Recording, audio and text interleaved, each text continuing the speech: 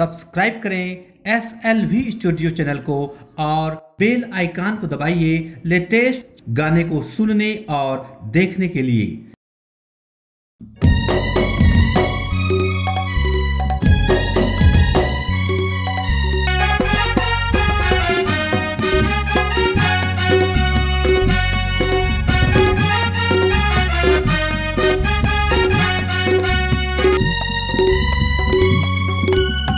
कहाँ कहाँ विराजे है माँ मोर महामाई, कहाँ कहाँ विराजे है माँ मोर महामाई, कहाँ कहाँ विराजे है माँ मोर महामाई, कहाँ कहाँ विराजे है माँ मोर महामाई। तोर दरस पर नैना तरसे हे माता मोर बमलाई, हे माता मोर बमलाई।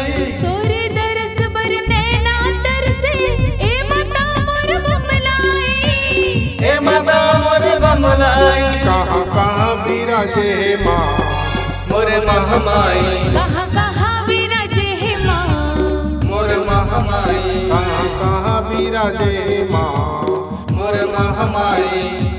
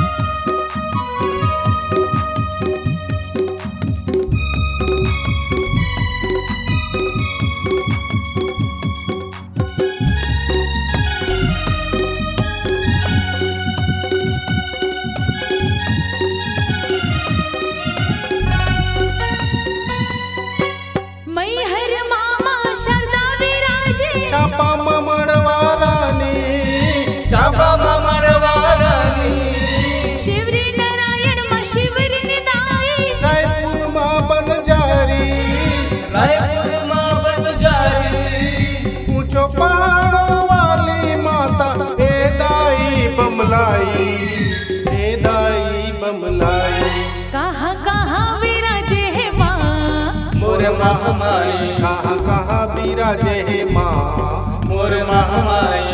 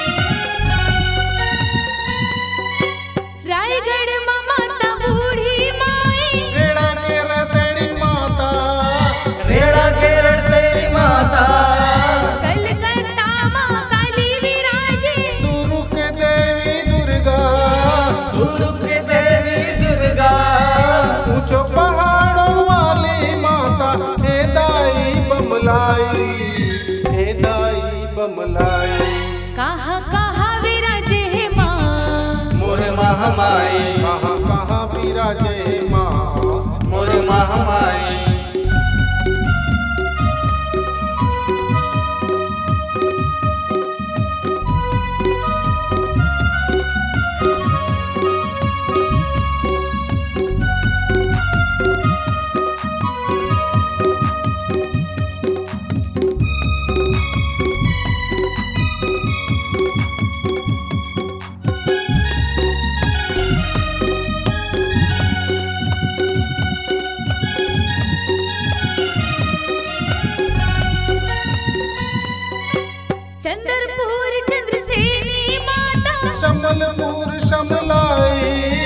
संबलपुर समलाई, रतनपुर महामाया सोहे, डोंगरगढ़ बमलाई, डोंगरगढ़ बमलाई। ऊंचो पहाड़ों वाली माता ए दाई बमलाई, ए दाई बमलाई। कहाँ कहाँ विराजे है माँ मोर महामाई, कहाँ कहाँ विराजे है माँ मोर महामाई। तोर दरस पर नैना तरसे ए माता मोर बमलाई, ए माता मोर बमलाई।